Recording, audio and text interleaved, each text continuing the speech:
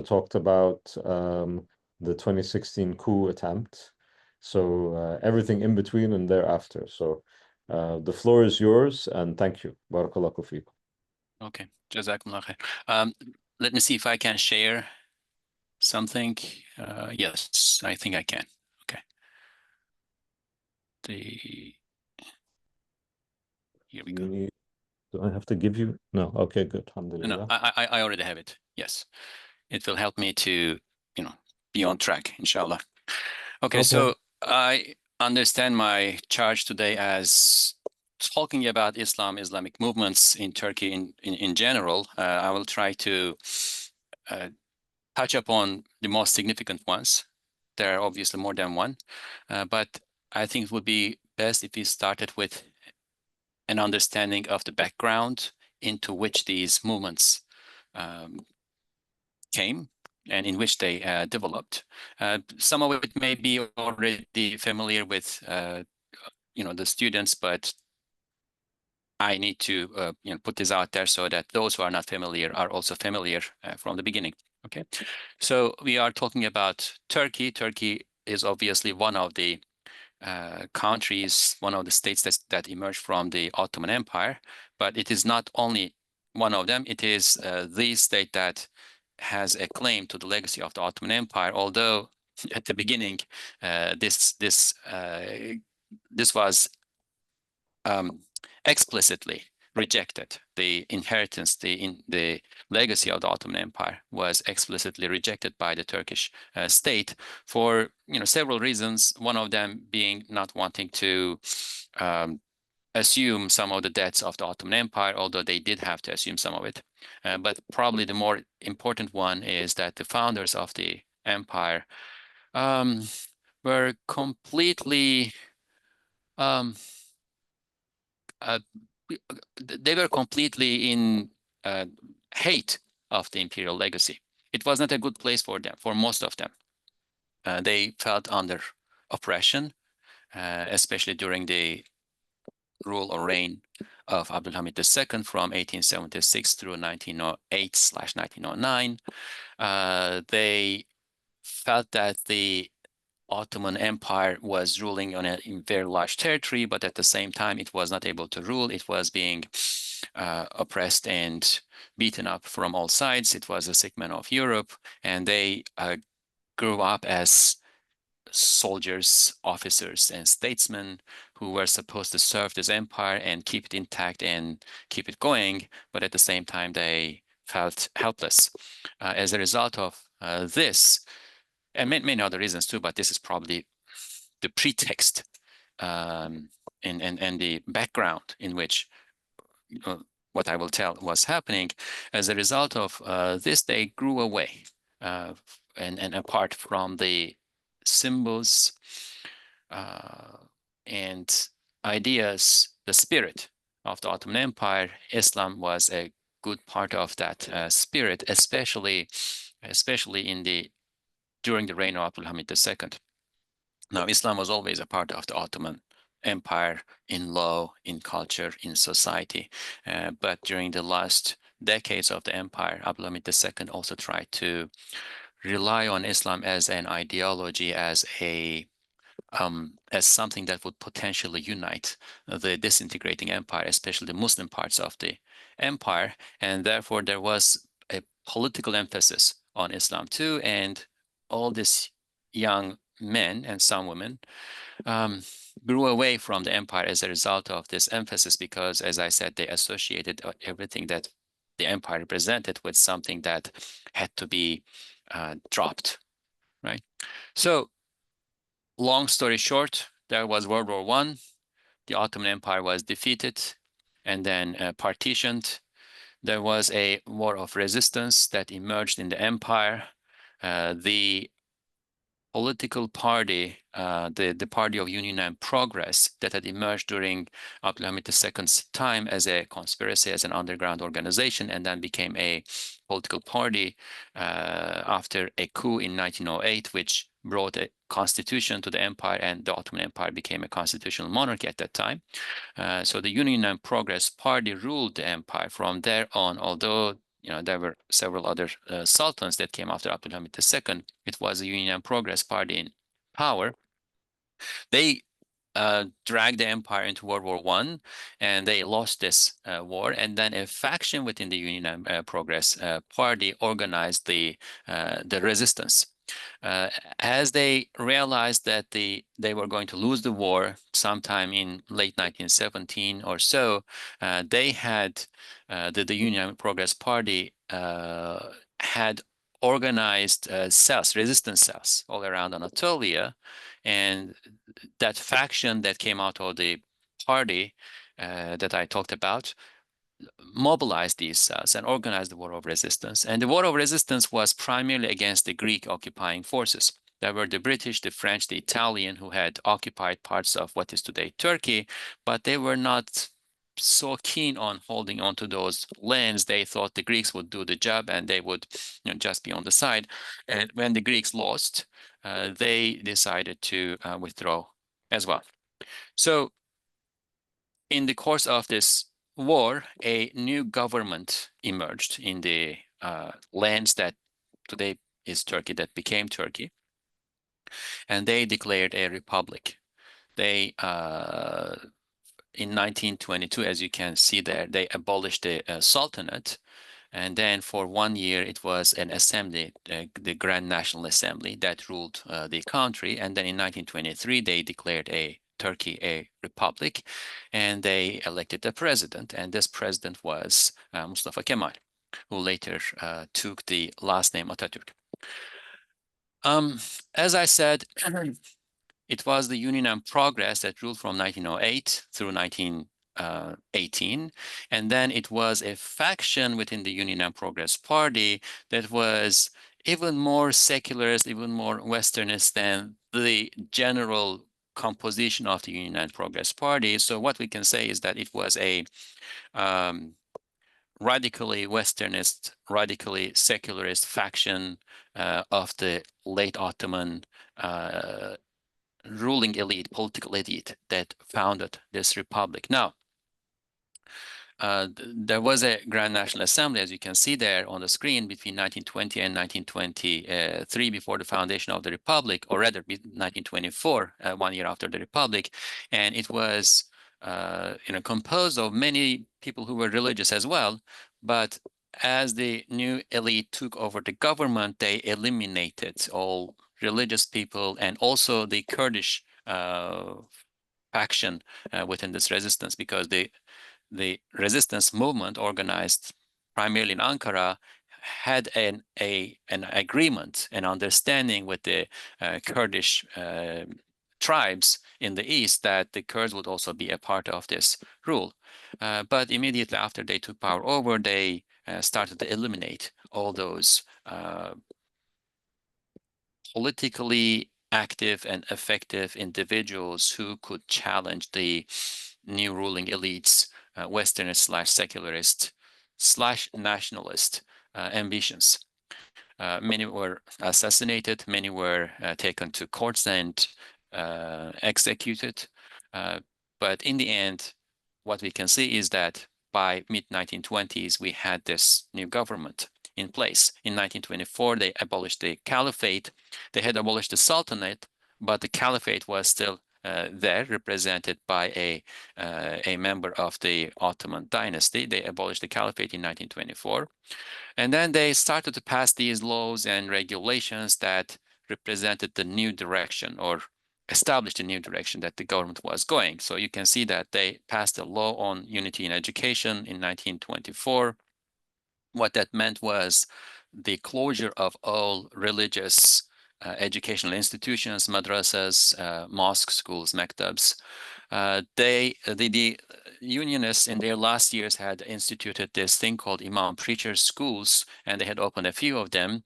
So when they closed all madrasas, they kept, as you can see there, 29 of those schools, but they did not fund them.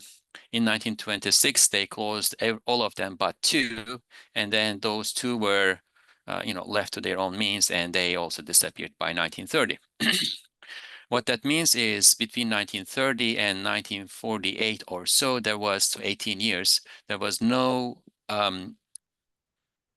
legitimate, recognized, officially recognized institution in which religious education could be provided, Islamic education could be provided in Turkey. And that was a problem. They didn't have imams to, to do the washing when someone died. They didn't have imams to properly lead Friday prayers and so on and so forth. The Sharia courts were closed, and Turkey started to borrow law codes from European countries, the civil law from Switzerland, commercial law from Italy, and so on and so forth. I don't remember all the details of which law came from where, but they, completely Europeanized Turkish law, with the exception that they would make some exceptions, some modifications here and there. A very important thing, the religious endowments, awqaf, waqf, were taken under the rule of the prime ministry. And while doing this, they established this thing called Office of Religious Affairs, which in Turkish is known as Diyanet or Diyanet İşleri. Başkanlığı, Diyanet İşleri Başkanlığı, that's the translation, Office or Directorate of Religious Affairs. And that controlled all the awqaf. What that meant was all the financial resources that helped the Turkish people maintain their religious institutions were gone. They were under government control. Now, and then there were, all these symbolic things like the 1925 hat law, which meant that for men, religious outfits were outlawed. You could not put on a like this. You could not put on a, taqiyya. You could not put on the turban. You had to wear a certain hat with a visor that looked European. And interestingly, during the occupation of Istanbul by the British, some scholars had issued fatwas declaring that those who wore this hat would become kafir because they were would become infidels because they were imitating the invading, occupying British. So in that context, imagine this law being passed. Majalla, which was a code or codified form of the Sharia, if you can do that, right? This was a huge project in the Ottoman Empire. Basically, Sharia law, let's say Sharia law, was abolished. Okay, so I have those here: civil law from Switzerland, criminal law from Italy, commercial law from other European states, etc. In 1928, the Constitution used to still say that the religion of the state is Islam. That was taken out.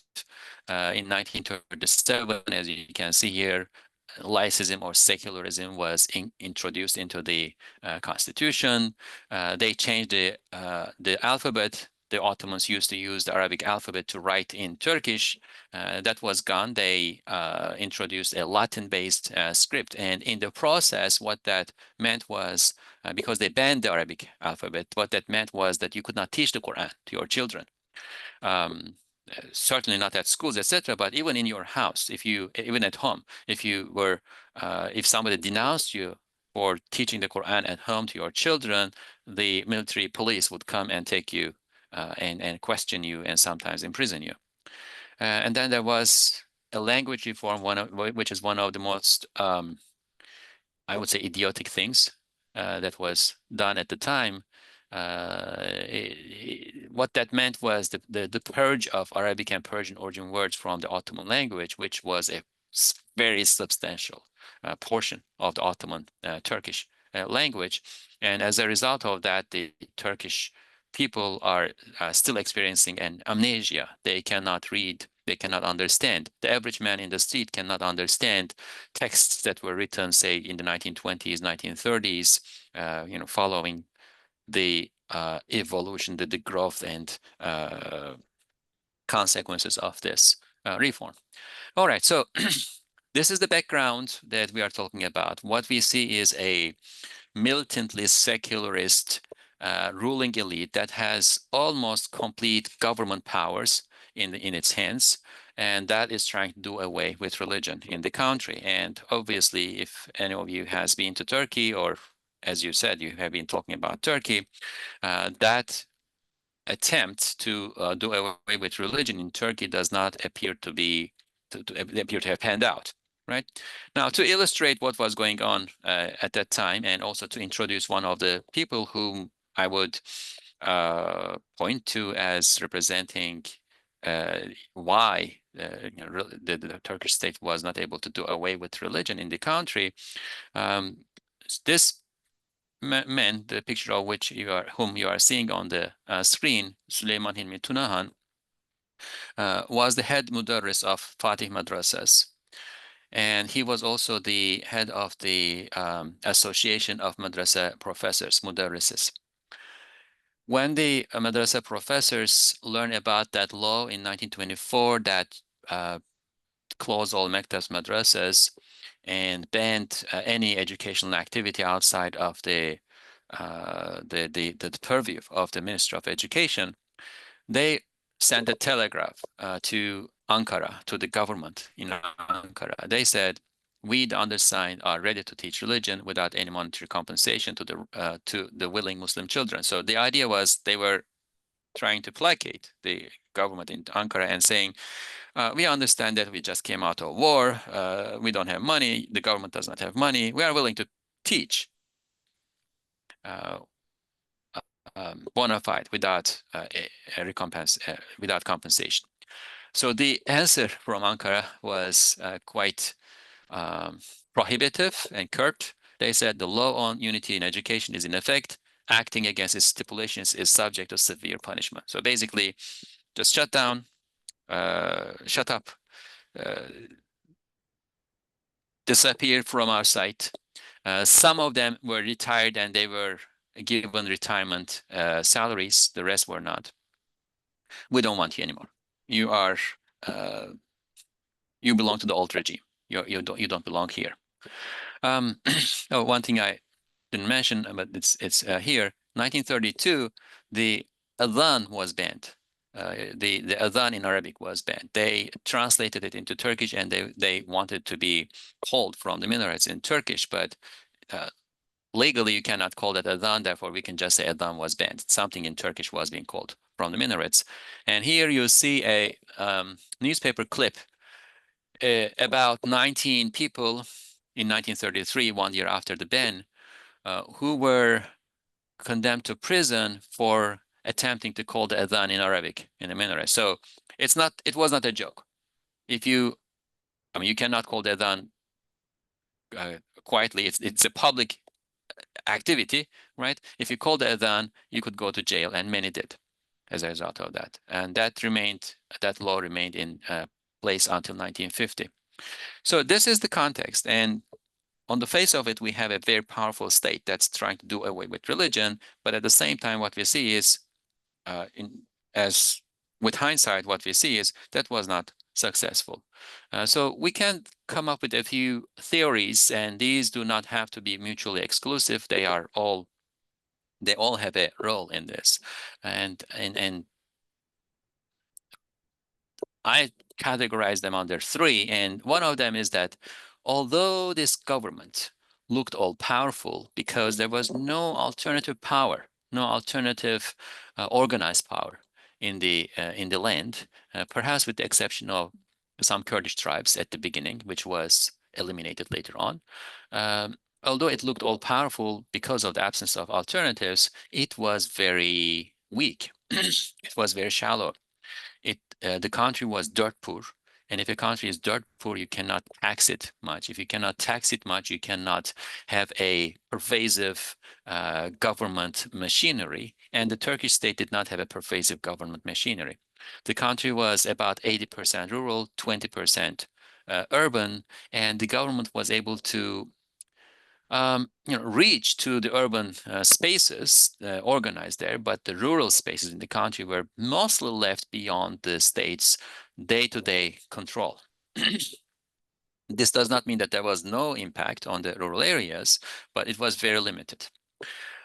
Second, the ruling elite seemed to have had an optimistic belief that what they would call civilization, medeniyet, is in and of itself something good and something attractive, and people will be attracted to it. And if they could model civilization in the urban spaces that they could reach, let's say by building opera houses, organizing concerts, and opening, model schools, uh, throwing balls, and dance parties and so on and so forth, but also providing electricity and radio and things like that. They thought that if this was provided, those quote unquote ignorant masses in the villages were eventually going to be attracted to it and were going to come in, right? So we don't see a very powerfully interventionist government the way we can see, say, in the Soviet Union, or although it's not directly about Islam, but in China later on after the Communist Revolution, right? So there was this optimistic belief that seems to have prevented the ruling elite from being too interventionist. And third, we have groups of people who sacrificed, who planned, struggled to preserve religion. And this goes from really giant names, some of which I'm going to mention now, who really did a lot to preserve religion in the country, to grandparents, grandmothers, mothers, fathers, who either secretly, or if they're in the rural areas, not very secretly, with whatever means they had, try to preserve the religion, or if not the religion, religiosity. And I'm separating these two because preserving religion is a matter of knowledge, scholarship, and that was not there. The Ottoman Empire had been fighting a war since, fighting a long war, at least 1907 through 1922, a long time, and many people were, taken to battle to the front. It was dirt poor. All those awqaf, all those religious endowments that were supposed to be funding religious knowledge, etc., were already weakened significantly.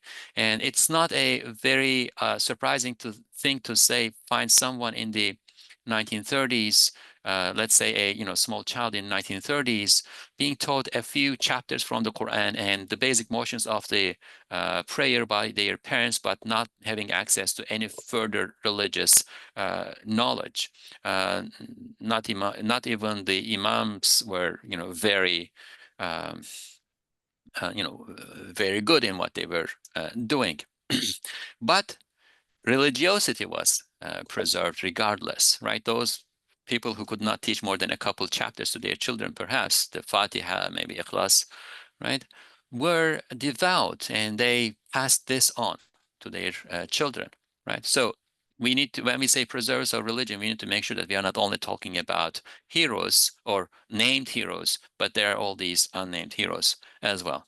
Well, that said, we need to talk about the named heroes because as things unfolded in the country, the movements that they started became very effective, influential, right? So since we already mentioned him, we will start with this man whose picture you are seeing on the screen, Süleyman Hilmi Tunahan. As I mentioned, he was the head mudarris of Fatih Madrasa, very good scholar, passed everything with as the valedictorian of his class all along in the Fatih Madrasa, and then became the mudarris of the madrasa. And he was banned from teaching. He also had a Naqshbandi connection. He was a Naqshbandi sheikh, and therefore he could pass the chain of initiate people into the chain of Naqshbandiya, which he did.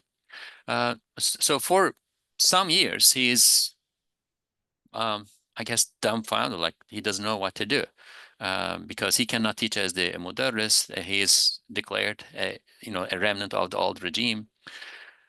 He lived in Istanbul. He slowly, however, he starts to figure out what might be done. He teaches his daughter. He did not have a son. He teaches his daughters at home. Then he rents a farmland and starts farming there, and then hires farmhands, young boys, as farmhands, and then starts teaching those boys. So the farm functions as a veil to this, underground operation, underground madrasa that he is slowly instituting. Not many boys, but he teaches some. And then whoever he teaches, he requires them to go somewhere in Turkey and do the same, to teach, at least a couple more people. Later, he moves to, if for those who know Istanbul, Kısıklı in the Çamlıca Hills, and opens a grocery store there. And then he hires young boys to help in the grocery store and teaches them. From this, there grows a large movement who today own hundreds of dormitories in Turkey and also in other countries where there are large Turkish populations, who teach basic madrasa curriculum, basic Ottoman madrasa curriculum, not at an advanced level. I would say the first, if you think of it as beginning, intermediate, advanced, I would say that only the beginning part of the madrasa curriculum.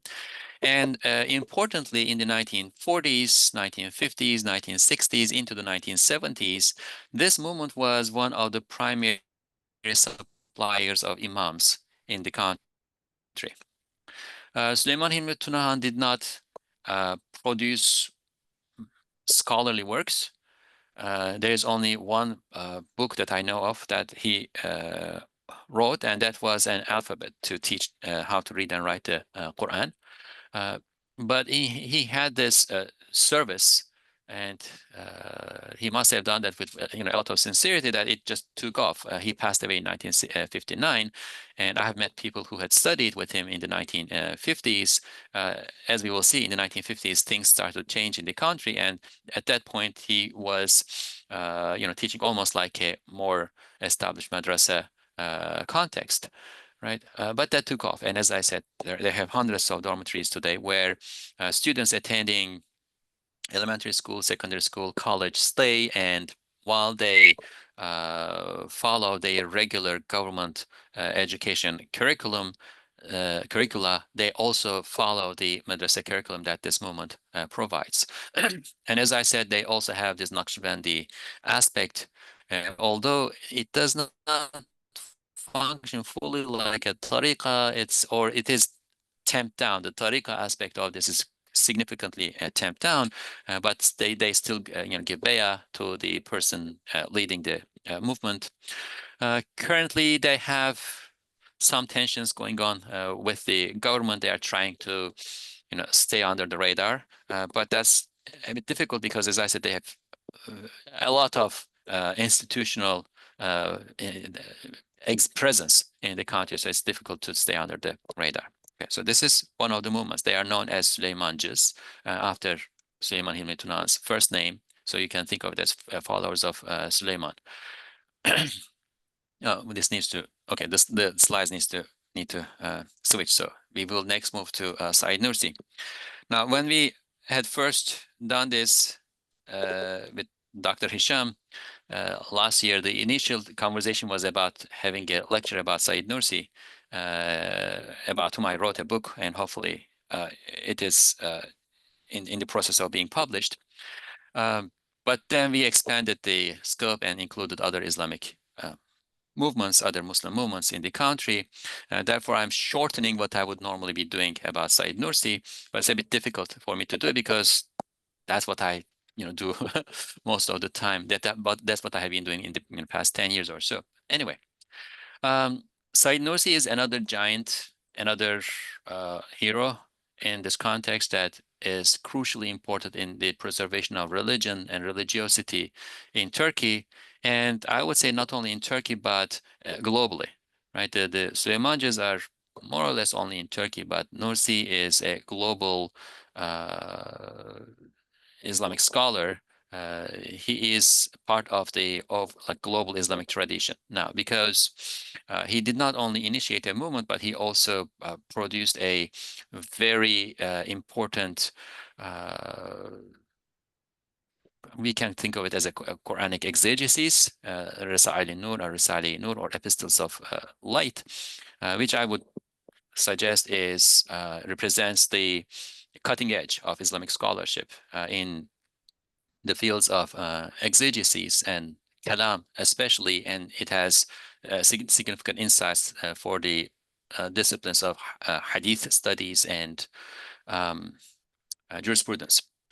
All right, so Said Nursi, or Bediüzzaman Said Nursi as he was known, was born in those Kurdish areas of the Ottoman Empire in a town called Bitlis, in a village called Nurs, which is why his last name became Nursi later on. This is his attribution to his village.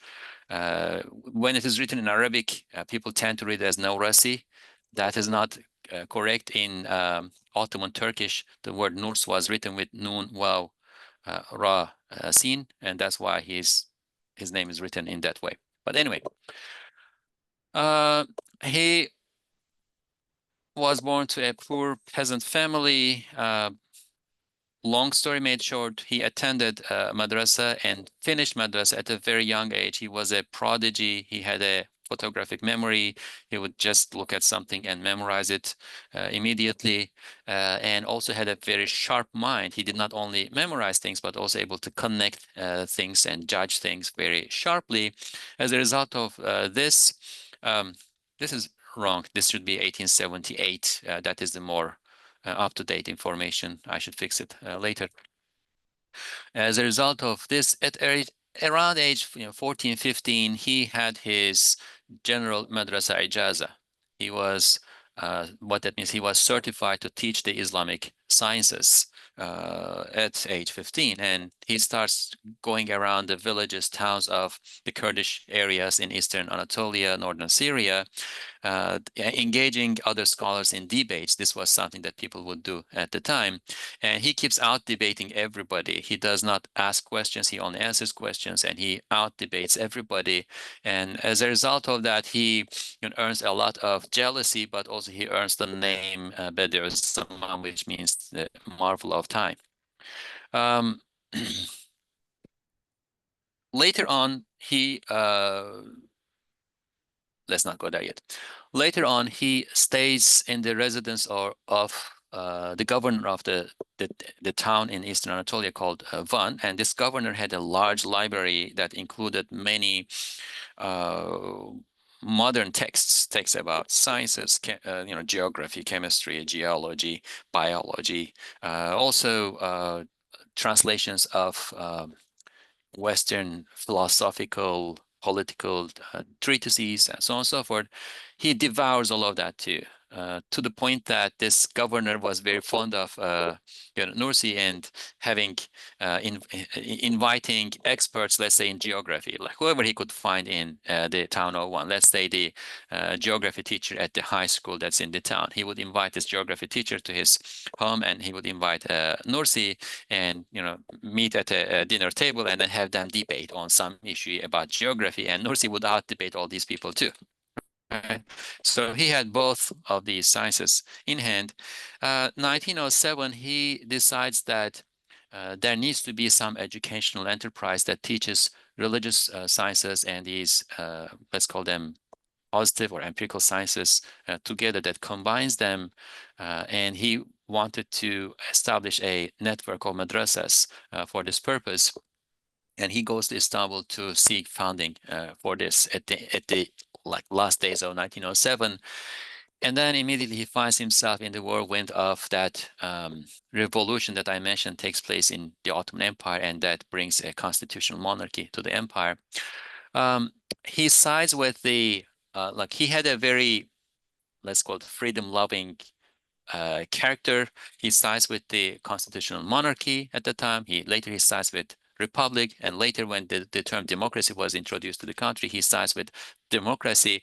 But don't misunderstand this. He does not side with the secularist regime of the republic, for instance. He always says, like, yes, we need to have a more pluralist, more representative government, but that government needs to be limited, conditioned by the Sharia. So he would say meşrutiyeti meşru'a, like meşru'a representing Sharia, Sharia conditioned meşrutiya, Sharia conditioned republic, Sharia conditioned democracy. Perhaps more important than these political views is he fights during World War I against the Russians, was taken as prisoner of war to Russia, stays there for about 2 years, and he goes through some spiritual transformation at this time. He seems to have gone through his suluk maybe a couple times, maybe 3 times, between being a prisoner of war in Russia, and then after the Bolshevik Revolution, he comes to Istanbul during his stay in Istanbul, and he starts to produce scholarly works. He produced scholarly works before too. He wrote on books on logic. He started a Quranic exegesis is based on the science of eloquence, bayan. But after that suluk, he produces scholarly works that do not fit into the conventional scholarly formulas, formats, but rather, while they are scholarly, seem very spiritual as well. And he says that during that period of suluk, he actually was given a new path, a path that did not exist in the tradition before. Now, the foundations of that path, he would say, existed at the time of the Prophet sallallahu alaihi wasallam. This is what the companions of the Prophet sallallahu alaihi wasallam did, right? And it is not a Sufi path. It is not a tariqah, but nonetheless, it is a tariq. It's a path. And his work in the Epistles of Light is the is fleshing out that path, is the teaching of instruction of that path. And he says in one of the small treatises that he wrote before the establishment of the republic, when he was going through suluk, right?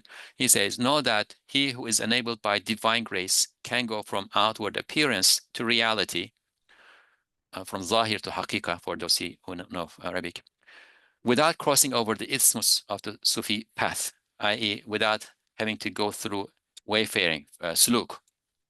Verily, I have seen in the Quran a path to reality, haqiqa, apart from the well-known Sufi path. Likewise, I have seen a path that conveys to the ultimately intended sciences, i.e., whatever you are trying to achieve by going through the suluk, without crossing over the isthmus of the instrumental sciences. So it is both the suluk and also instrumental sciences, meaning the madrasa education, the foundational madrasa education. Yes, it is the conduct of the ruling mercy to bestow such a short and sound path to the children of this fast-moving time. Now, obviously, Nursi did not have this terminology language, but what he seems to be talking about here is what you can think of in the Western scholarship today as secularism, or the secular age. I'm thinking about Charles Taylor's work on secularism, a context in which religion just becomes an option, not an integral part of life, and religiosity becomes an option and not necessarily the easiest path to take. If you're working on your workplace and everybody around are worldly people, right? It becomes more difficult to be otherworldly, and that is what defines life in many places around the world. And it also is about the difficulty of maintaining the discipline that suluk requires, abstaining from sins and maintaining a routine of worshipfulness and maintaining day-to-day regular relations and mentorship with a Sufi sheikh and so on and so forth. It also refers to the difficulty of all of these things. So what he's saying is, all of these things that we had institutionally built into the structures of life are dismantled today. And since they are dismantled, even if we wanted to, it's very difficult to maintain religion and religiosity through widespread scholarly activity or widespread broadly available Sufi activity. Therefore, God, out of his mercy, it makes sense that God, out of his mercy, will provide an alternative path to believers to maintain their religion and religiosity, and that path is in the epistles of light, in the exegesis. And he genuinely did not believe that he produced these works. He genuinely believed that he was only taking the meanings that were already in the Quran and translating them for his readers. I will skip this one.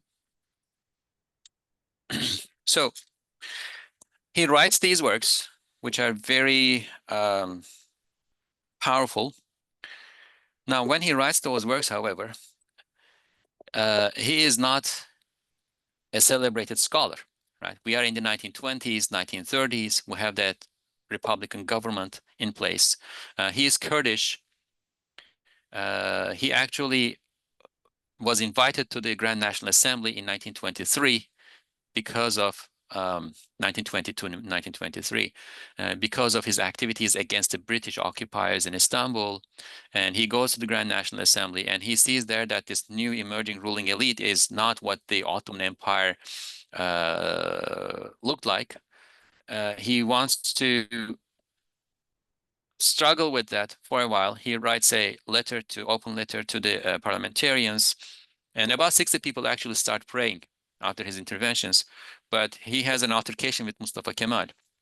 And based on some prophetic traditions about Dajjal and receiving inspiration from those prophetic traditions, he decides that he will not be able to cope or defeat this emerging movement with force or with even public organization.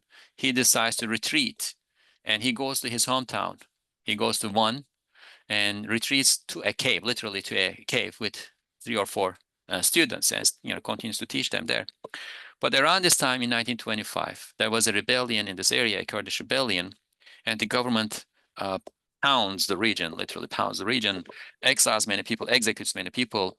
And although he was not involved in the rebellion, they feared his reputation and charisma, and therefore they exiled him to a village in western Turkey, southwestern Turkey, in the town Sparta, a place called Barla. This is a picture from that town. Now, what you see here is a lake, right? So, and this is a mountain lake. It's a volcanic mountain lake. You have to climb the mountain, cross the lake, and then climb a bit more, and that's when you reach this village. They exile him here, thinking that he'll be out of sight, out of mind. He will just disappear into oblivion over there. He goes there after some time because the peasants are scared. Like, this is an exile. They don't want to engage him much. But after some time, they gradually start to engage him, and they recognize that, wow, this is not just a regular imam. He is a giant scholar. They start to listen to him and take notes of the instructions he gives, lessons he gives, and then they make clean copies of those lessons and then pass it on to their friends, and those friends make clean copies of the lessons and pass it on to their friends, and through an underground network his works start to spread in handwritten manuscripts because they cannot publish them. It's forbidden, right? And then they're also writing with the Arabic script, by the way. It spreads through Anatolia. And this was recognized by the state. Nursi and some of his readers, students, were taken to court in 1935. And then he was exiled to another place. The same thing happens. He was taken to court again with his students, and then exiled to another place, all in the same region. The same thing happens there too. In one, last court trial, not last, but another court trial, 1948, the prosecutor estimates that there must be about 600,000 manuscripts, handwritten copies of Nursi's works circulating all around Turkey. And that's a realistic number. It is not, outblown. It is a realistic number. There was about, there were hundreds of thousands. We don't know exact number, but there were hundreds of thousands of handwritten copies circulating around Turkey. In 1950, the this is post-World War II. The Soviet Union is making claims on Turkey's sovereign control of the straits, Bosphorus and the Gallipoli Straits, and also claiming some land from Turkey in northeast Anatolia, the towns of Kars and Artvin. So Turkey feels threatened by the Soviet Union and feels a need to approach America. And one of the conditions to approach America is democratization. At the time, America was a beacon of democracy in the world. So the ruling government, which is still the same elite, Republican People's Party was the name of the party established by Mustafa Kemal, and after he died in 1938, continues to rule the country as a one-party state. This government decides to introduce multi-party elections. The first one was in 1946. It was open ballot, closed count, which is not what you have in a democracy, and the Republican People's Party just won the election. But in 1950, with further pressure, they hold a more reliable election with closed ballot, open count, and the opposition party, which names itself the Democratic Party, wins with a landslide.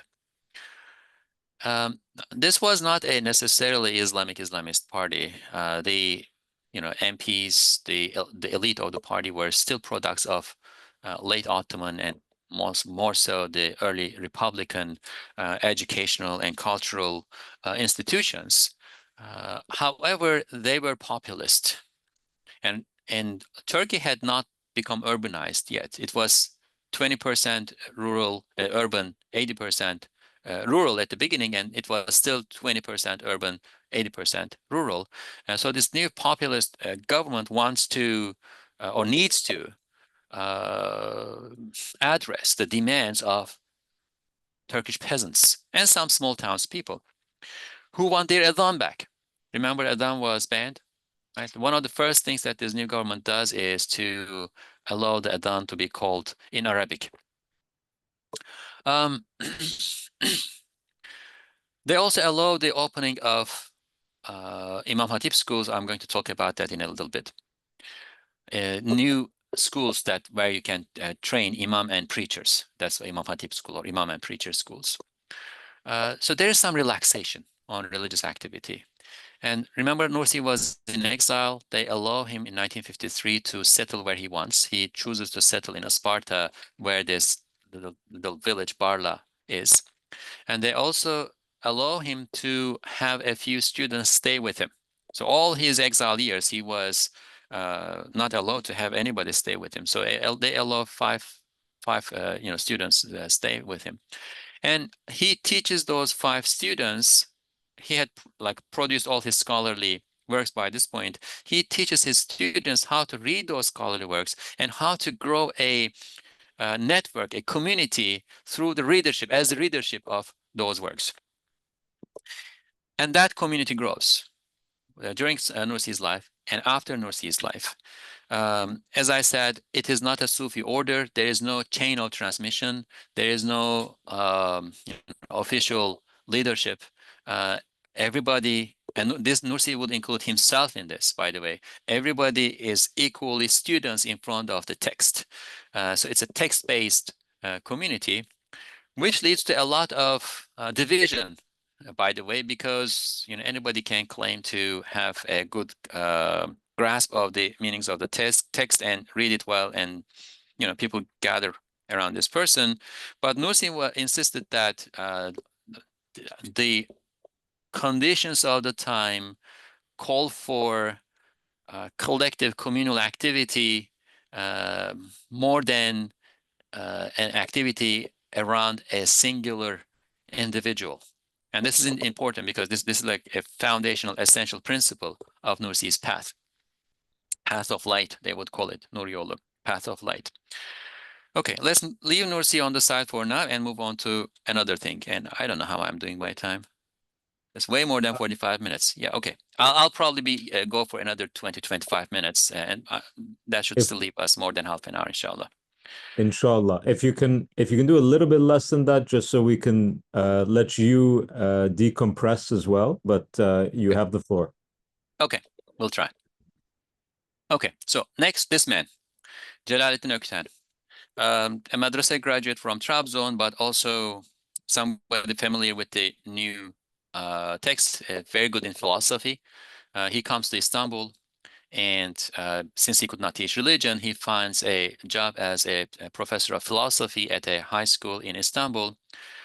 In 1950, when there is some relaxation and Imam Hatip schools are, like religious schools are being allowed, now he goes to Ankara and asks the government if he could open reopen an imam and preacher school. After some back and forth, he gets the permission. He organizes some businessmen in Istanbul to fund this school, and he opens an imam and preacher school in Istanbul. A very modest enterprise at the beginning. He has to seek students. Students don't just come. He has to go find students to attend the school, 8, 9 students. But it establishes an institution. Very modest curriculum. They have to follow the existing government curriculum and then add to it some what came to be known as occupational courses, occupational classes.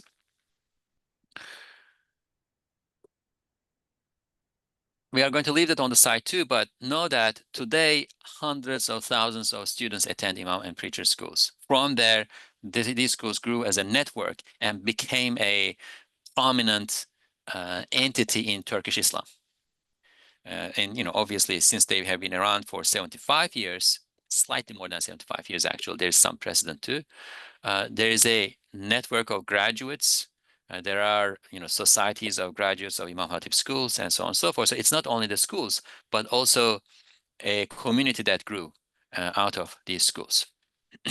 Now, to this, so we listed 3 preservers of religion, right? To this, we also need to add various Sufi orders.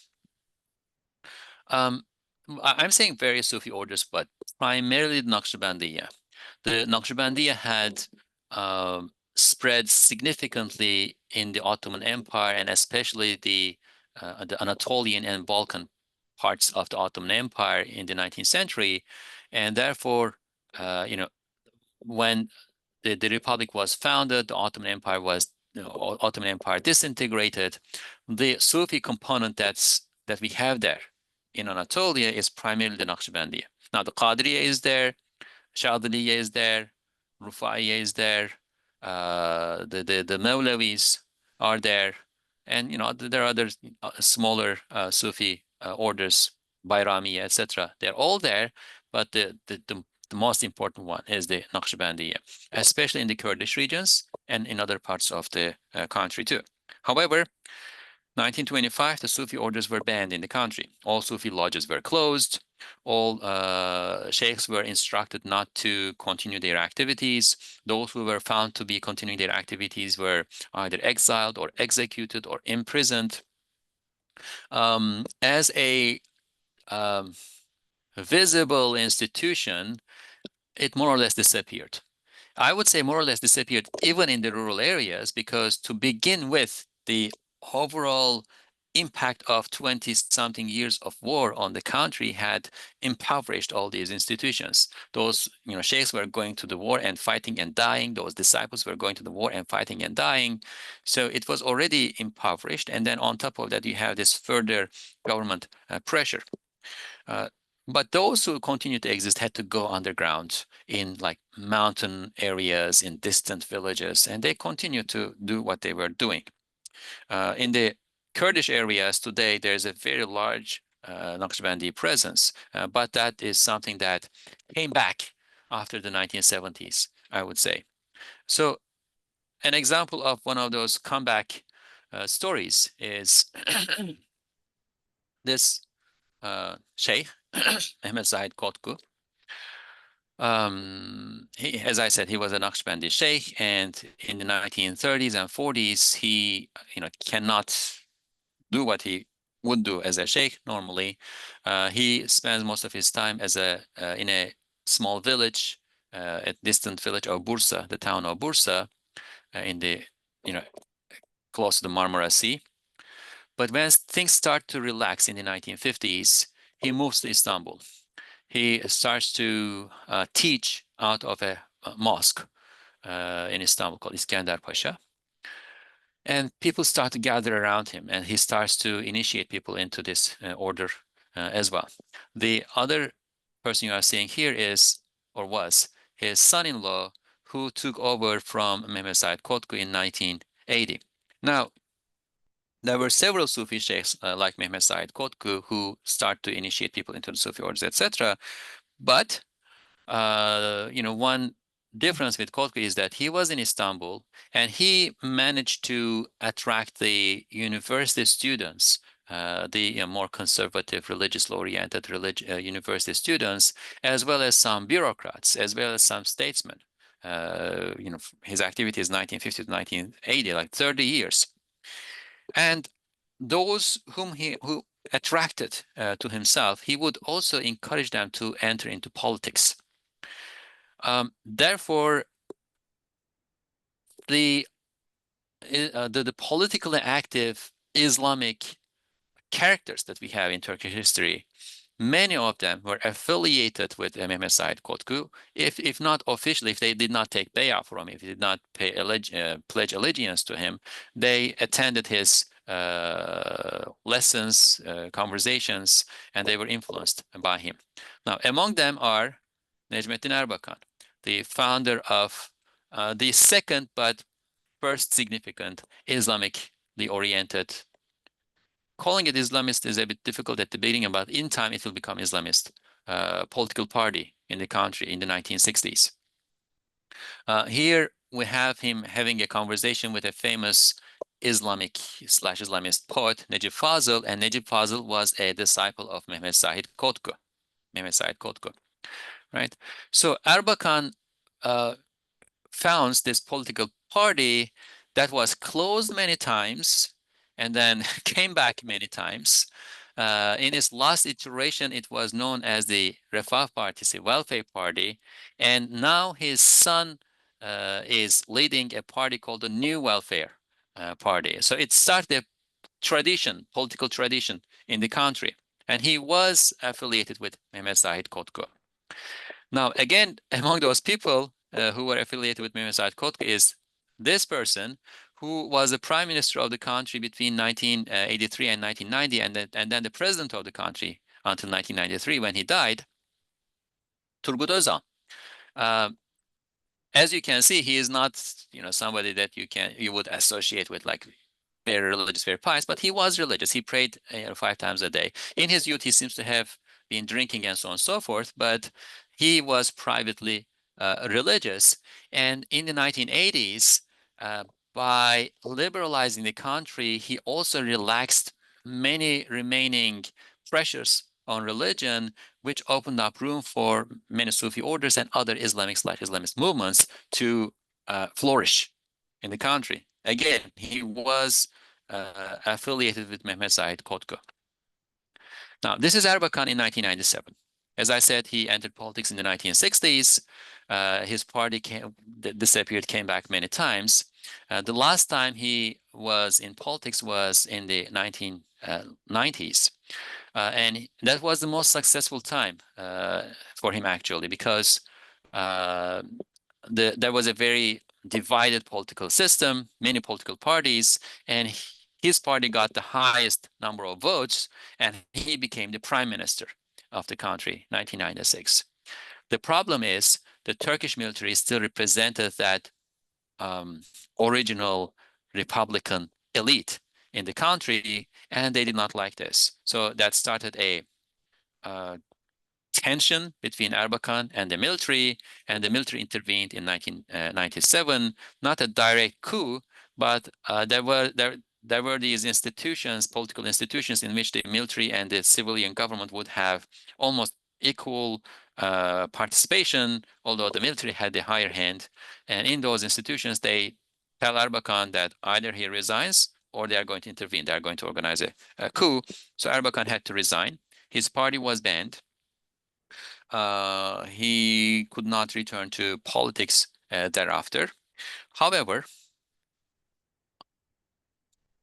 The mayor of Istanbul, who was elected as the mayor from Erbakan's party, whom you are seeing on the screen, was Tayyip Erdogan, the current president of Turkey. Again, affiliated with Zahid Kotku, not as a disciple, but attending his sohbets and his lessons and so on and so forth. Erdogan and a few other younger people in the party came out around this time and said, the way you are doing politics, which was somewhat in line with what you would associate with the Islamist parties, i.e. trying to make Islam more publicly visible, wanting to change government institutions and some of the laws to align with Islamic laws, etc. The way you are doing politics in country, Erdogan and some of the younger generation members of this political tradition said, it's not going to fly. There's too much pressure. We have to be more realistic. We have to be more populist. And they broke away from Erbakan's party and created a new party, which is known as AK Party or Adalet ve Kalkınma Partisi, or Justice and Development Party. Now, Tayyip Erdogan himself was politically banned at this time for a made-up reason. He was in prison, actually. But while mayor of Istanbul, he had become very popular. And his friends who had founded this party kind of rode that the tide of that popularity. And in 2002, they came to power. Now, how did they come to power? Following that coup in 1997, there were coalition governments that really ruled the country very badly, and they caused an economic crisis. Where is it? In the country, not this one.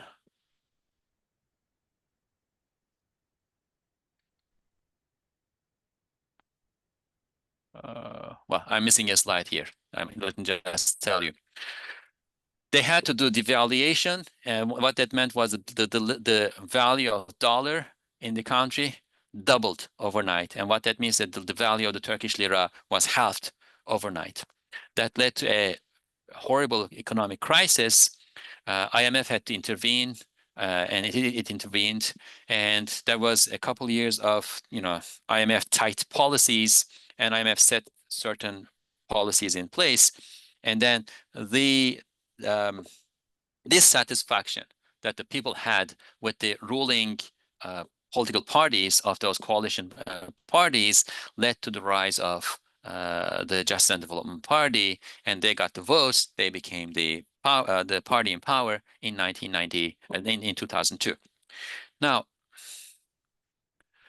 at this point, we need to look into one other issue, which I'm sure you are familiar because you talked about this, the 2016 coup, which is the Fethullah Gülen and his followers. Fethullah Gülen was a imam preacher who gathered people around him, started to gather people around him in the 1970s. He was part of the Risale-i Nur movement. He was reading Nursi's books to his followers. In time, however, I would say that he moved away from the Risale-i Nur. He produced his own works. He also has a large collection of works. And his followers started to follow Gülen rather than Nursi, and Nursi became a welcome text that they would also be reading. In the 1980s and early 1990s, the Gülen movement, especially during the rule of this man, Turgut Özal, the Gülen followers grew into a movement with a lot of institutions, especially in the field of education. They opened lots of schools and then university preparation centers, university examination preparation centers. That's a huge thing in Turkey. And then when the Soviet Union disintegrated, they also reached out to the former Soviet countries and started to open schools there. And then in the 1990s, they started to reach out to almost all countries around the world, even Myanmar, and opened schools there. These schools were being funded by Gülen followers in Anatolia, in Turkey, and he was also encouraging them to get into business.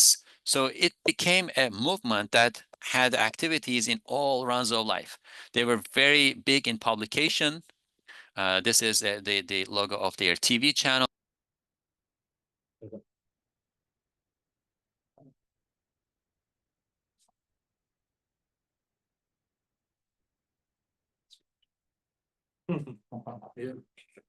See what happens when you talk about Gulen? They're after us. Allah.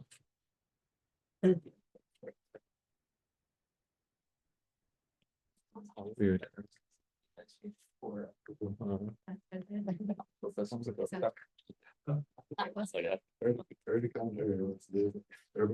Yeah.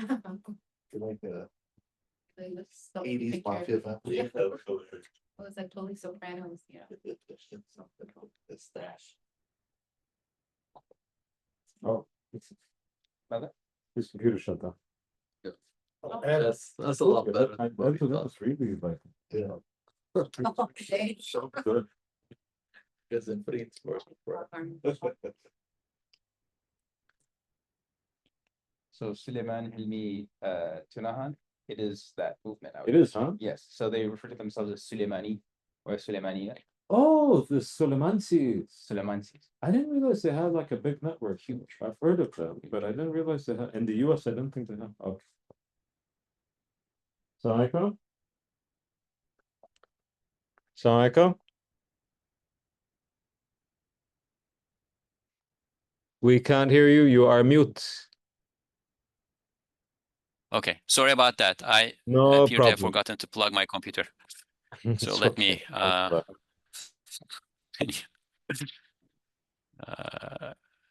okay. So they became very powerful. I mean, in 2008, I had a friend who was in business in Istanbul, and he was complaining that you could not do business in Istanbul unless you were affiliated with the Gülen movement, right? So everywhere, they were everywhere. Now, what is the connection with Erdogan? How did I move from Erdogan to Gülen? When the Erdogan's party, Just and Development Party, by the way, I had said that he was in prison. Once they came to power, they were able to get him out and have him elected and, make him the prime minister of the country. When they came to power, they had the mandate, but they did not have people to man the bureaucracy, to take over the state. The Gülen movement, however, since they had been investing in education for a very long time, and they have also been trying to get a presence in everywhere, in all rounds of life, including the bureaucracy, had enough, not enough, but had people that they could give to Erdogan to man the bureaucracy. And that happened. There was a marriage of convenience between these two movements, the Erdogan's movement, which, by the way, was very close to the Imam Hatip side of things, Imam and Preacher network. Between these two networks, there emerged this marriage of convenience in which the Gülenis would, so you need to appoint somebody as the director of education in, say, Ankara, the capital of the country.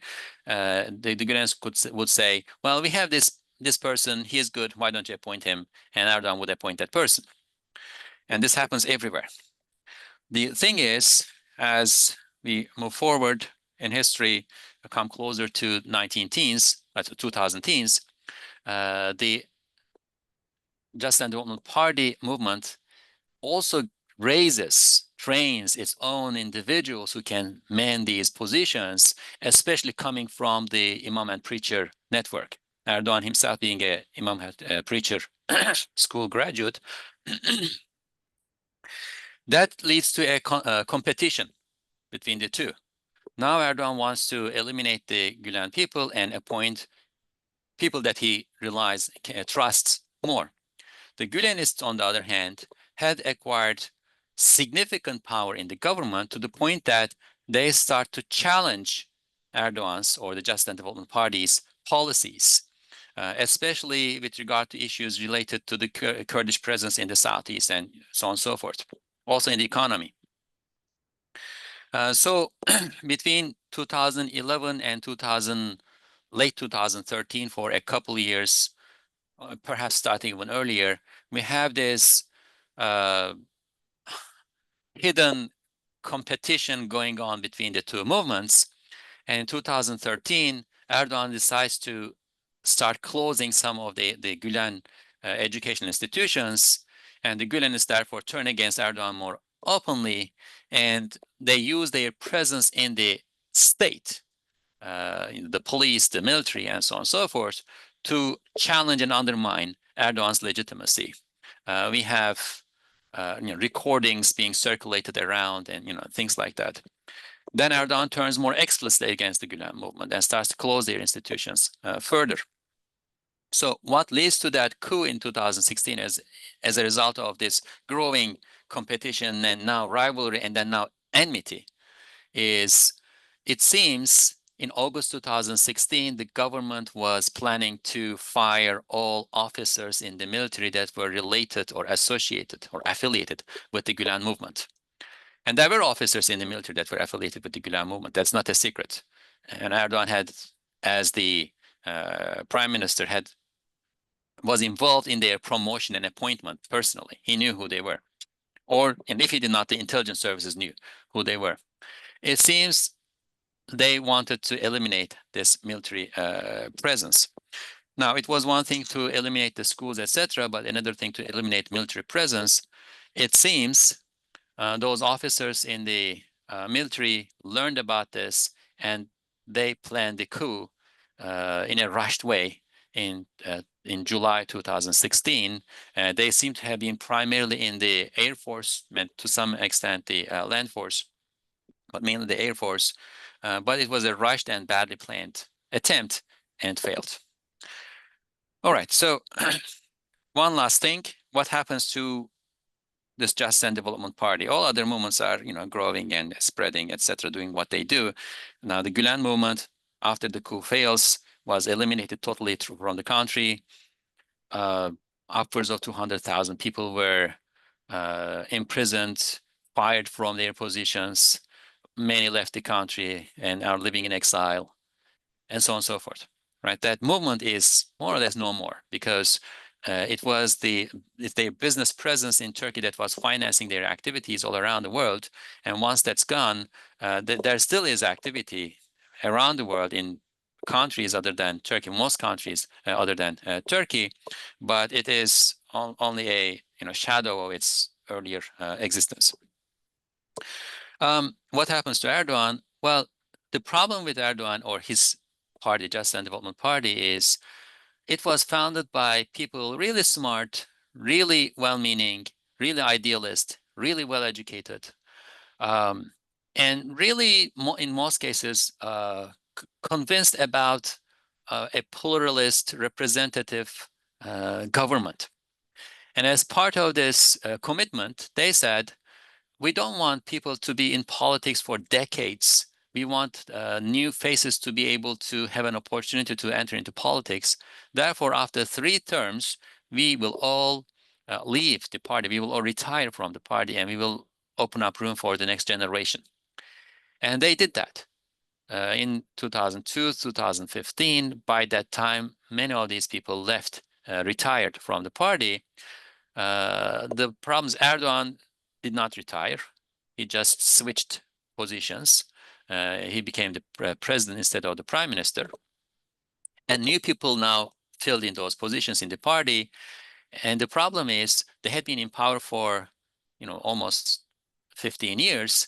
And when a party is in power for 15 years, it becomes very lucrative to be a part of that party. And many people joined the party as a result of this because it was lucrative. Because to do business, you have to approach the party. And as a result of that, this movement that started as an Islamic/Islamist movement preserves the shell of, I would say, the shell of still being an Islamic party. But if you look at the local networks, if you sit down and talk with individuals who are in the local networks of the party, that spirit is not there. It just became a center-right political movement I would suggest. Okay, I will end there. There are a couple other things, but I think we can skip them. I will end there so that we can open up questions and have a conversation. Thank you so much. Can you stop sharing your screen? I can stop.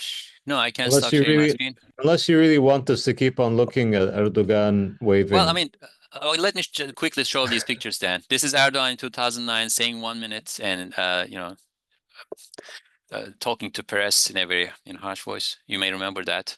Yeah. These are the 1 minute sucks and cafes and so on and so forth. This is Erdogan being welcome in Libya around that time during the Arab Spring or after the Arab Spring, right? So that was a lot of popularity. This is Erdogan's party in 2014 municipal elections.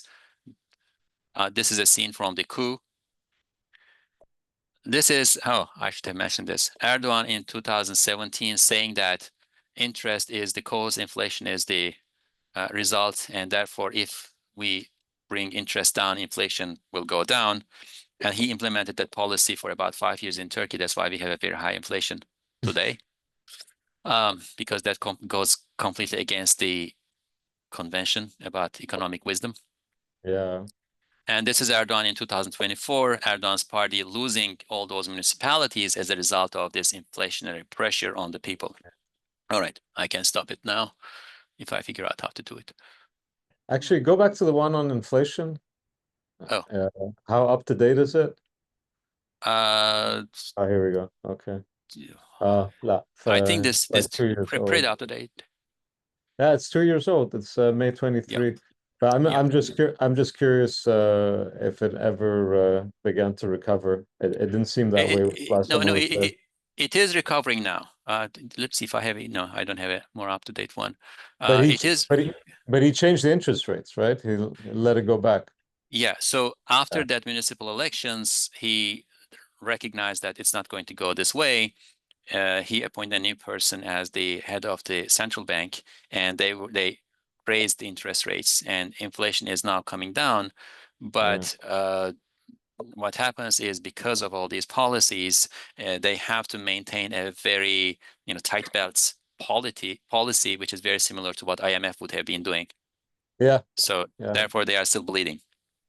Yeah. So, okay, if you could remove, there we go. Okay, Bismillah. And I hope you can see the class. Let me just, can I do this?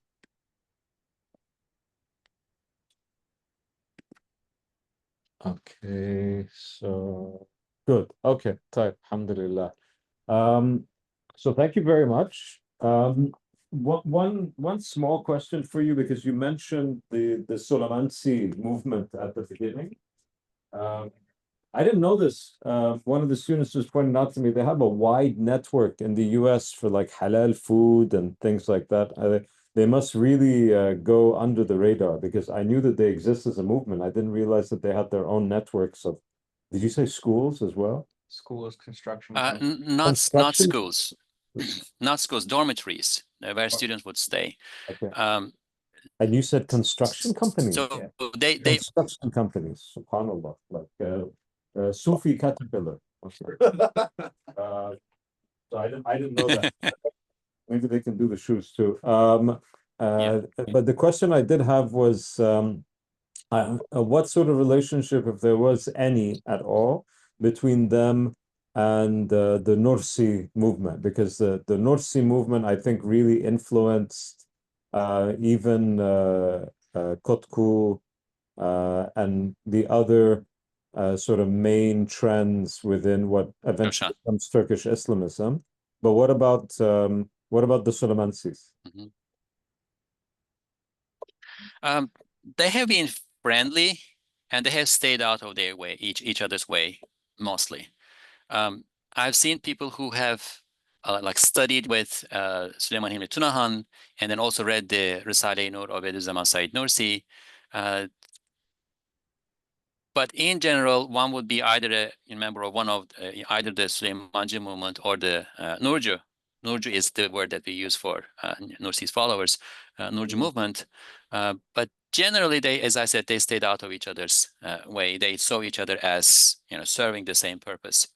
I have not heard of any open rivalry between these two groups. I have heard of, open rivalry between Nurjus and other groups, Süleymancıs and other groups, but not between these two groups.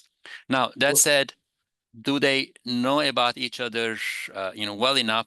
Generally, no. They on both sides, they maintain, some bias, some, prejudiced information, learned from the wheel of gossip and things like that. But generally, they have had positive opinion of each other. Would you say that when it came to the Kotku group, there were closer relations with the Nursi movement or with the Süleymansi movement, or again, just stayed pretty much out of each other's way? Same, out of each other's way, but there is some more room for tension, and that is because now the Kotkus follows, or Iskender Pasha Cemaati is how they are usually known. Iskender Pasha community, that's the name of the mosque where Kotku taught. The Iskender Pasha movement, as I said, many people affiliated with politics, and those people affiliated with politics also became affiliated with the Imam Hatip, Imam and Preacher networks.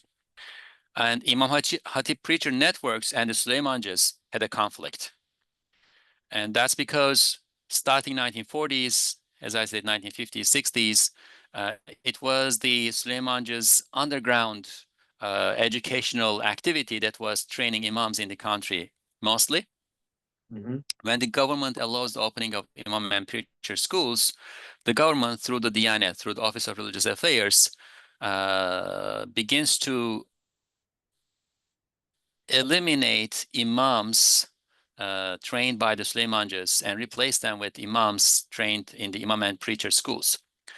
And this also means the incorporation of the mosques and imams into the Office of Religious Affairs cadres, because up until the 1970s, in most villages, the imams were not government officials paid by the Office of Religious Affairs. The villagers would find somebody to serve as an imam, and then they would agree on a price for an annual basis. It would usually be a certain amount of wheat that would be given to the imam, and the imam at the end of the year would receive this wheat and sell it and buy things or use the flour from the wheat and things like that. A very rural economy that did not have much need for the state. In the 1970s, when the government has enough imam and preacher schools, and also when Erbakan, the leader of that Islamic political party tradition, was in coalition governments as a very influential member of those governments, and since he had, or his movement had established these connections with the imam and preacher schools, the government starts to replace the Süleymancıs, and late 1970s and early 1980s, the government actually declares an sort of open warfare against the Süleymancıs. Nothing compared to what Justice and Development Party did to the Gülenists after 2016, but basically, firing imam mosques and appointing a government appointed imam in those schools. So this led to a significant conflict between the Süleymancıs and the Imam Hatip network, and through their connection in politics with the Imam Hatip networks, the Iskender Pasha Cemaati became somewhat suspicious of the Süleymancı network. Now, one repercussion of this today is that after Justice and Development Party eliminated the Gülenists from the bureaucracy has been filled to a very large extent by the Iskender Pasha Cemaati affiliated people, and that seems to be kind of the background to the tensions that the Süleymancıs are having with the government today. So last question before I give it over to the students. My impression had always been that Said Nursi had played a really catalyzing role for at least, in the intellectual background of people like Erbakan, people like Erdogan, and of course, with regards to Gulen and his movement as well, how significant would you say Said Nursi is when it comes to, again, Rafah, the AK Party, and the Gulen movement? I'm not thinking that any of these people studied with him, because obviously they didn't. I don't even know if they even studied with students of his, but I think that they were influenced quite a lot. So how much influence do you think you can put down to Said Nursi in, quote unquote, spawning these different groups? So the story is different for Gulen and for the politically active figures that we have seen. For the politically active figures that we have seen, I would say we can characterize it as an appreciative suspicion about Nursi, right? This is because Nursi is known to advise his students not as a tactical move, but as an essential principle to stay away from politics. He famously had said, like, "A'udhu billahi minash shaitani wa siyasa," right? I take refuge in God from Satan and politics. And he was talking about open party politics, factional politics. He was not talking about like policy making, etc. But because of this, his students long tried to stay away from politics, with the exception of one faction among his students, that in the 1960s established a good relationship with the political party that was the continuity of the 1950s Democratic Party, and that was not Justice Party. And the leader of that party was Süleyman Demirel. And Süleyman Demirel was from Isparta, the town where Said Nursi settled later on in his life. And he was from a village where Nursi's works were being read and written and like very influentially. Süleyman Demirel himself was a Freemason, but he was a people's person, and he was able to ingratiate these followers of Nursi to himself. And in the 1960s, he opened up some room for them in the country, like relaxing things, and therefore they stayed loyal to Süleyman Demirel, which then made Erbakan and his followers upset, because they were thinking that, like, we are the Islamic Party, we represent Islam in this country, and these people who are saying that they are Muslims are not supporting us, they are supporting this person named Süleyman Demirel. So there was that suspicion, both because of the Nursi's followers' hesitation about politics beyond supporting somebody, like not directly getting involved, but supporting somebody, and also because they had started to support this other person before Erbakan was in politics. So that relationship had started before Erbakan and his party was in politics, but nonetheless, they continued to support him, and therefore they were offended by this. Now, what's happening today is the followers of Nursi are actually pretty close to Erdogan. They, again, try not to enter into politics with the exception of individual cases. But whenever there's an election, they will come out and say, we will support Erdogan in these elections. They kind of stopped supporting Süleyman Demirel, and Süleyman Demirel died anyway, and his party disappeared from Turkish politics for all practical purposes. As for Gülen, Gülen studied with not a student, because somebody who had not seen Nursi himself, but who had studied in the madrasas and then came to Nursi's works and excelled in their study. Gülen studied with one of Nursi's followers, and in his initial years, 1970s, before he had produced any works himself, he was primarily having his students read Nursi's works and then listen to his preachings. And for a very long time, the Gülenists thought of themselves as followers of Nursi. I would say Gülen himself thought of himself as a follower of Nursi. They would read Nursi's works, etc.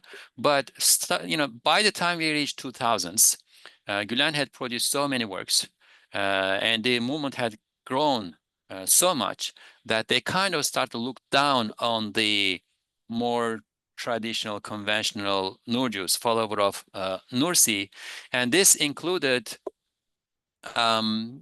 overriding some of the essential principles that that movement has tried to maintain upon or following Nursi's instruction, such as I just mentioned, staying away from politics.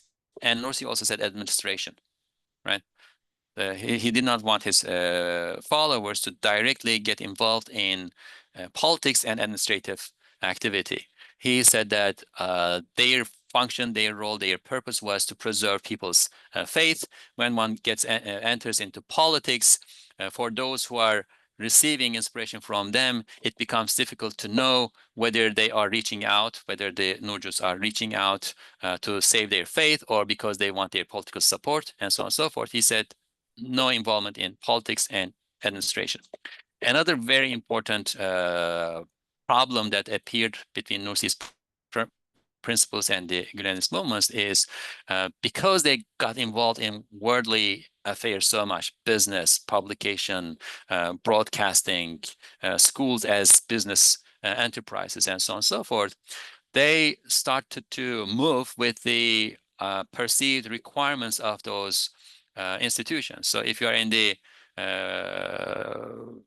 publication business, for instance, if you're publishing newspapers, you need to take ads, and sometimes those ads are not going to be Islamically appropriate, right? So they would say, well, this is what the business requires. So, and started to justify means for this movement, and these were really serious problems.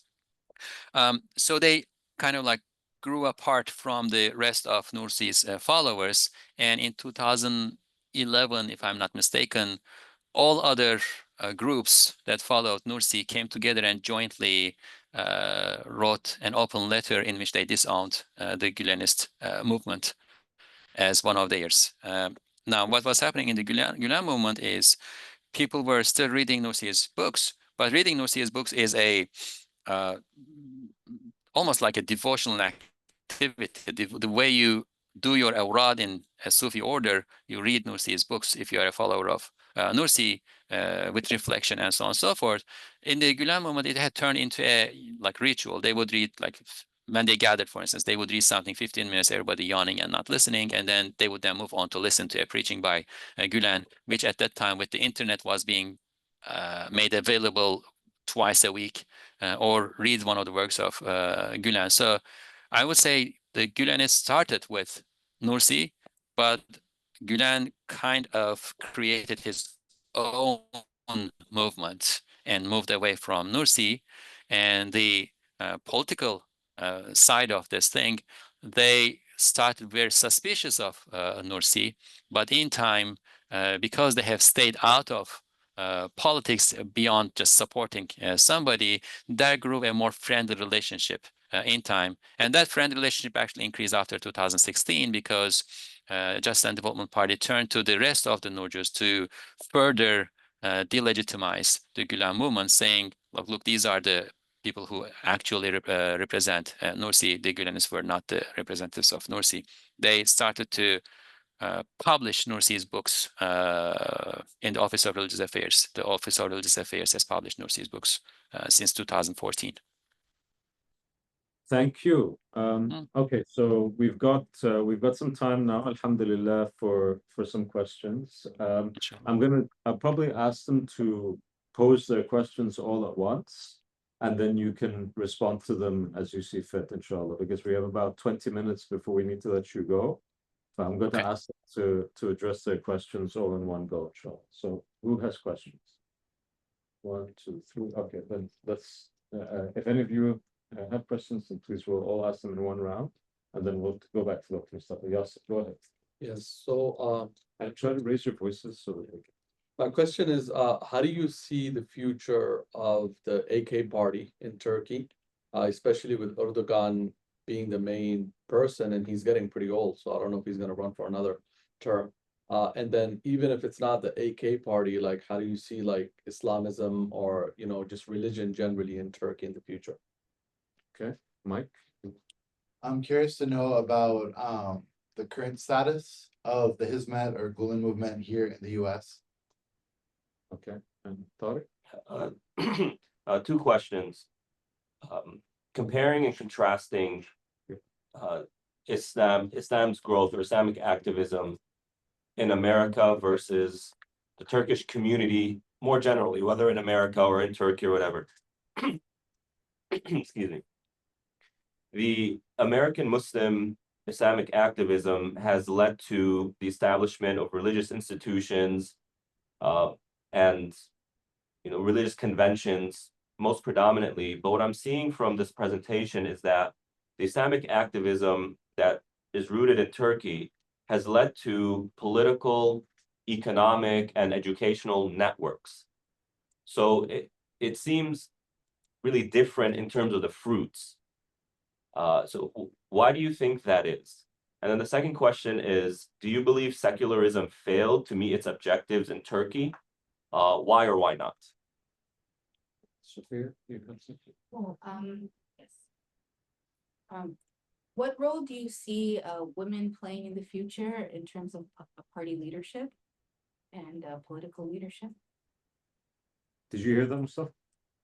Okay. Okay, I think, do we have any other questions? Going once, going twice? Okay, there are your questions. Please, take it away. All right, so let's try. Future of AK Party. I need to consult my crystal ball, but I don't have one. It's very difficult to know. It's more, I mean, aside from future of AK Party in Turkey, it's more about the future of Turkey's political regime today. The Justice and Development Party is taking a lot of pages from the playbook of dictators and implementing them in the country. The opposition is being eliminated through the use of the judiciary. This is not new. It has happened in the past. When Justice and Development Party came to power, initially they had eliminated one rival through the use of the judiciary. But in that case, it was pretty obvious that this person was a corrupt business person, and so it was easy to do. Now they are trying to eliminate the main opposition party in this way. If they succeed in this, the Justice and Development Party will probably become the unchallenged ruler of Turkey. I doubt that Turkey will become an authoritarian government or an open dictatorship, but what they call in the literature democratically disguised authoritarian regime. So there will be there will be the shell form of democracy in place, but government will happen through Justice and Development Party. If it continues to move in the way it is moving. Therefore, that makes what will happen to the Justice and Development Party very important, like even more important than if you were to think of it as an Islamic or Islamist party, and we had concerns about Islam in Turkey. Whether that will pan out the way it seems it's panning out right now or not, we need to wait and see. The numbers seem to suggest that the opposition party has grown larger than Justice and Development Party, but that does not necessarily determine the outcome of elections in countries. In 2020 in Belarus, Lukashenko, they estimated that Lukashenko would get about 20% of the votes and 80% would go to opposition. Election results were announced, and it turned out Lukashenko got 80% and the opposition got 20%, which everybody recognized to be a made-up number. So these things are possible. So what happens to Justice and Development Party itself? That inflation rate after 2017, the fall of the value of the Turkish lira against dollar and other foreign currencies in the country, that people are having a lot of economic difficulty, that young people mostly have lost hope that they are going to find good jobs the way their parents were able to do so in the 1990s. is causing the people to move away from not only the Justice and Development Party, but also the values that Justice and Development Party has been claiming to represent. It's very similar to what happened with Abdulhamid II between 1876 and 1908. There's a growing disenchantment with Islam among the youth as a result of this. And where does that leave the Justice and Development Party? It will probably continue to have a claim on Islam because it is very closely associated with all sorts of Islamic networks in the country, those institutions that was mentioned in the question, the networks and institutions, and it cannot survive without those institutions and networks. However, it will continue to be infiltrated by people who are in this not for Islam, but for whichever business they want to succeed in. And therefore, it will grow, turning into a shell for the playing out of local, personal, regional, business, factional, etc. interests. It will become the arena in which politics is executed. Like right now, or in general, the parliament, the government, elections, political institutions will be the arena where politics is executed. Justice and Development Party will turn into the arena where politics is executed if the current trend continues. So I'm not very optimistic about what happens to the Justice and Development Party under these circumstances if Erdogan continues to lead it. If Erdogan decides to leave politics or dies, somehow he is not the leader of the Justice and Development Party, I would expect it to implode because, as I said, lots of different people are in this in order to preserve and promote personal interests, and it is the nature of organizations like the one that Justice and Development Party has become, that it does not allow the rise of the next leader during the leadership of the current leader. And in the absence of a well-recognized leader, it's very likely to implode. Now, the question does not end there, however. If this current trend continues and Turkey becomes a fully matured, democratically disguised authoritarian regime, what that would mean would be that the party would control all state institutions, the bureaucracy, the military, the police, the military police, and so on and so forth. So when Justice and Development Party implodes, whoever manages to take over the leadership of the party would take over the leadership of all these institutions too, and would have the capacity to rule Turkey the way Sisi is ruling Egypt today. But this is only a potential. This is not a prediction. These are dangers that I would say I can see happening in the future. Is there a positive future that I see for the Justice and Development Party? Not very likely, but if the mentality that defined this party in the early 2000s, that was very idealist, Islamic, yet committed to representative government, convincing their opponents for the believing in the necessity of convincing their opponents to promote certain ideas and policies rather than dictating those policies and ideas. If that mentality revives in the party and takes it over again, seeing all these dangers that I'm talking about, then there can be a positive outcome for the Justice and Development Party and Turkey. But these are, and I talk more about the pessimistic side of things, but these two possibilities are both equally possible. It's just that it's impossible to know which one is going to pan out. In having lost the elections in 2024, significant changes happened in the way Justice and Development Party and Erdogan has been executing economic policies. Rationality rules again there, but Will it happen at a broader level or not? I don't know. Current status of the Hizmet movement, the Gülenist movement in the US, frankly, I don't know much. I am not affiliated with them. In the past, I engaged them. Anybody in America who is a Turk, even the secularist Turks, would be engaging them. I have engaged them, but I have not engaged them much since 2000, I would say 2014.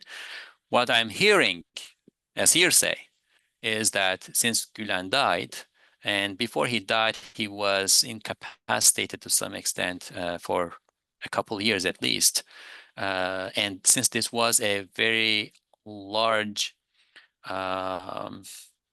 business / other kinds of institutional conglomerate, and that means since there are many people who had personal interest to promote in the movement, it is divided into many factions that are fighting with each other to claim the resources that the movement had accumulated in time. That's not happening in Turkey because they are all eliminated in Turkey, but that's happening around the world, especially in countries where, because of the economic circumstances, it was not possible to maintain those countries' institutions with finance coming from Turkey. Like, what do I mean by this? In Turkmenistan, you could maintain, I don't know, like 10 schools with money coming from 2 cities in Turkey. You could not do that in the US. Therefore, in the US, the Gülen movement, the Hizmet / Gülen movement, had to rely on local resources in order to grow, right? So what that meant was the growth of local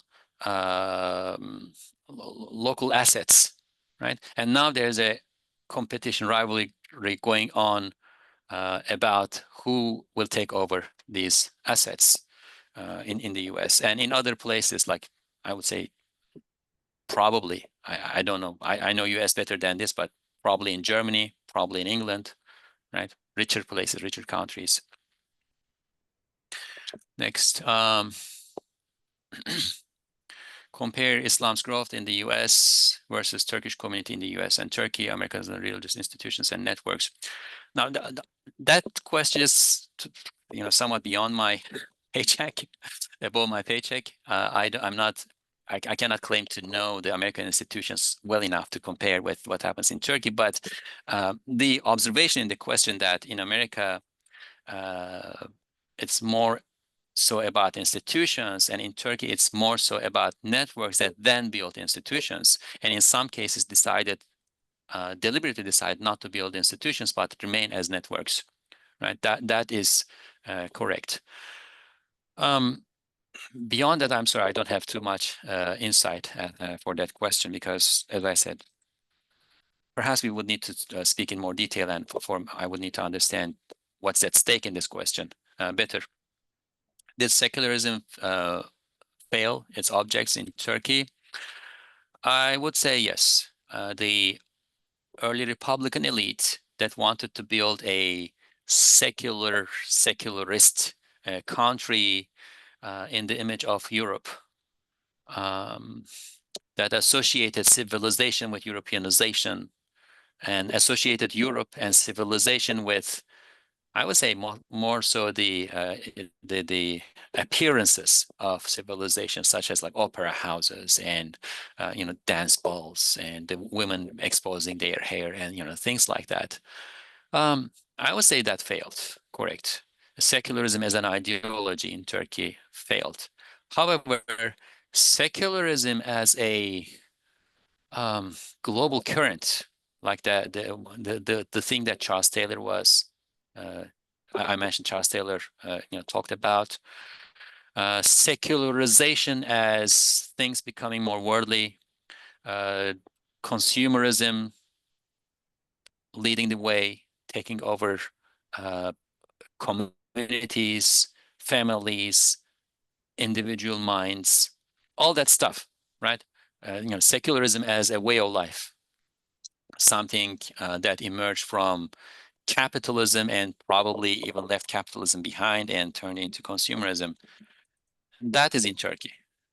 That's everywhere, right? I don't think that failed. Now that's not something to succeed or fail. It's just a thing that's happening that we need to be aware of, and we need to take measures we may want to defeat. But it is something that has evolved beyond the individual choices of individual agents, actors, and therefore it's difficult to say it failed in that sense, like an ideology. But it is there. It is there. Islamic movements, Muslim life in and of itself has been absorbed by this process. Jihan Tugal, I don't know if you heard the name, wrote a book about this, how capitalism overtook the Just and Development Party, for instance, and he wrote that book, I think 2008, right? He was he had seen this happening pretty early. Women in party leadership in Turkey.